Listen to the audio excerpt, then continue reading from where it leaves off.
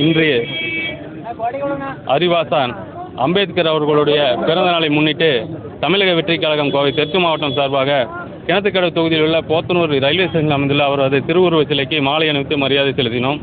எங்கள் தலைவரோட கொள்கை தலைவர்கள், எங்கள் கட்சியோட கொள்கை தலைவரோட வழியில் பின்பற்றுறது தான் எங்களோட பெரிய அடையாளமாகவும் பெருமையாகவும் கருதுகிறோம். அதன்படி பார்க்கும்போது புரட்சியாளர் அம்பேத்கர் அவர்கள் தான் இந்த நாட்டில் சமூக நீதியை நிறுவியவர், அதுக்கு அடித்தளம் போட்டவர். ஸோ அவரோட பிறந்தநாளை இன்றைக்கி எழுச்சியோடு நாங்கள் எல்லாம் கொண்டாடிட்டு இருக்கோம். எங்களோட கட்சி நிர்வாகிகளுக்கும் பொதுமக்களுக்கும் மாணவர்களுக்கும் ஒரு வேண்டுகோள், கட்டாயம் இங்கே பிறக்கிற ஒவ்வொருத்தரும் அம்பேத்கர் அவர்களை பற்றி தெரிஞ்சுக்கணும், அவரோட புத்தகங்களை படிக்கணும்.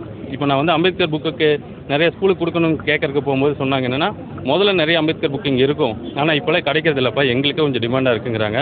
காரணம், தளபதி வந்து தங்களோட கொள்கை தலைவராக அவர் அறிவித்ததுலேருந்து நிறைய பேர் அம்பேத்கரை பற்றி தெரிஞ்சுக்க ஆசைப்படுறாங்க. இன்னும் கடைக்கோடி வரைக்கும் அவரை கொண்டு போகணும். நீங்கள் ஒரு விஷயம் இங்கே கவனிச்சிங்கன்னா, இந்த தொகுதியிலையும் சரி, பொள்ளாச்சியில் வால்பாறையிலையும் சரி, எந்த ஒரு பொது இடத்துலையும் அம்பேத்கருக்கு சிலை கிடையாது. ஆனால் இப்போ சொல்லலாம், அரசாங்கம் வந்து கோர்ட் வந்து தடை பண்ணியிருக்குன்னு சொல்லலாம். ஆனால் இவ்வளோ வருஷம் ஆண்ட ஆட்சியாளர்கள் என்ன பண்ணிட்டு இருந்தாங்க? அப்போது உங்கள் பார்வை எல்லாமே அம்பேத்கரை வந்து ஒரு சாதி ரீதியாக தான் பார்க்குறீங்கிறதா இங்கேருந்து புரியுது. அம்பேத்கர் அதை கடந்து கொண்டு போகிறதோட நோக்கம் தான் தமிழக வெற்றிக் கழகத்தோட நோக்கம்.